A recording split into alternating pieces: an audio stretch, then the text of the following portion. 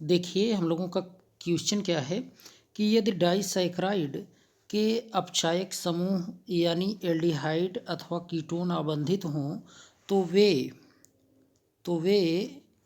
अनपचायी शर्करा होते हैं। वे क्या होते हैं? अनपचायी शर्करा होते हैं। निम्नलिखित में से कौन सा डाइसैकराइड अनपचायी शर्करा है, मतलब नॉन रिड्यूसिंग है? यहाँ क्या पूछा जा रहा है? Non reducing.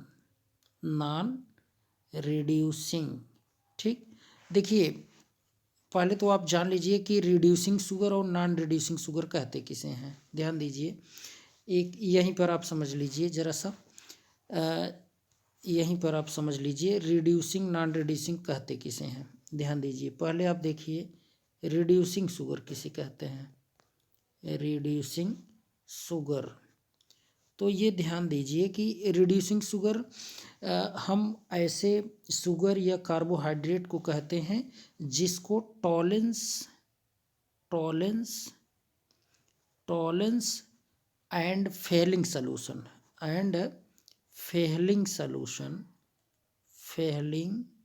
सॉल्यूशन रिड्यूस कर देते हैं। क्या कर देते हैं? रिड्यूस कर देते हैं। उन्हें हम क्या कहेंगे? रिड्यूसिंग शुगर कहेंगे। और इसके एग्जाम्पल क्या क्या हैं? इसके एग्जाम्पल ध्यान दीजिए, जितने भी आल मोनोसैकराइड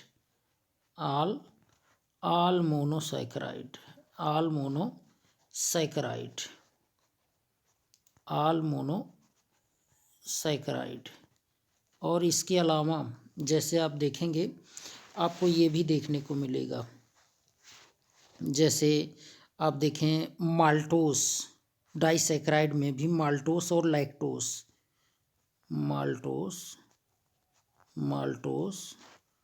लैक्टोस अभी आपको क्वेश्चन में ही सब हम वहाँ क्लियर कर देंगे। ठीक, ये सब के सब क्या हैं? सब रिड्यूसिंग शुगर हैं। एक डाइसैकराइड में आपका ये सुक्रोस होता है, उसमें आपको देखने को मिलेगा कि वह क्या होगा? नॉन रिड्यूसिंग होता है। अच्छा, इसका रीजन क्या है? अभी जस्ट हम फिगर में ही आपको बताएंगे। और एक बात ज़रा समझिए, जैसे रिड्यूसिंग शुगर जो होता है इसमें ये टॉलेंस रिएजेंट और फेलिंग सॉल्यूशन जो है ये जब यहाँ देखें फ्री CHO ग्रुप जहाँ मिल जाएगा और ये कीटोनिक ग्रुप, ठीक है, कीटोनिक ग्रुप, यहाँ देखें कीटोनिक ग्रुप, इन दोनों को ये क्या करते हैं? टॉलेंस रिएजेंट फेलिंग सॉल्यूशन इसको क्या करते हैं? रिड्यूस कर देते हैं।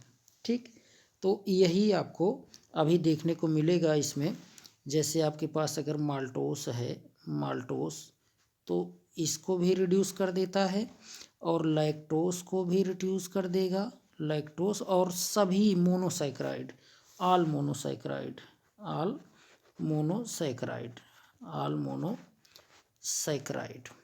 ठीक है, परंतु आप ये जानते रहिए कि जो आपका सुक्रोस है डाइसैकराइड है लेकिन उसको नहीं कर पाता। अब ये क्वेश्चन आप देखेंगे तो समझ जाएंगे। ठीक, तो नॉन रिड्यूसिंग क्या है? नॉन रिड्यूसिंग भी जरा समझिए। नॉन रिड्यूसिंग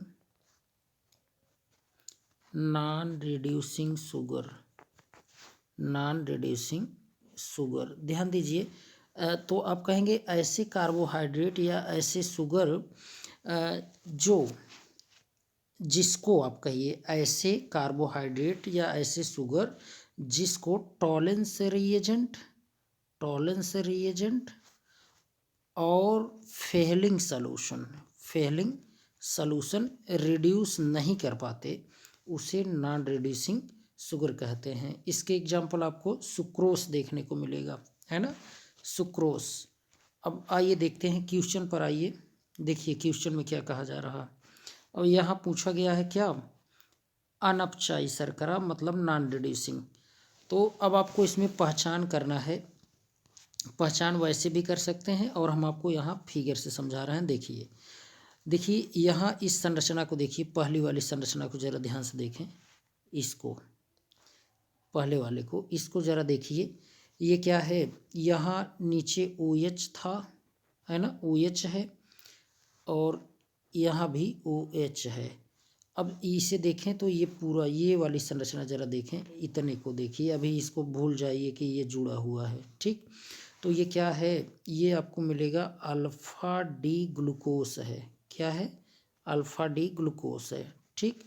और इसको भी देखें तो ये संरचना भी आपका क्या है, अल्फ़ा डी ग्लूकोस है, ठीक है।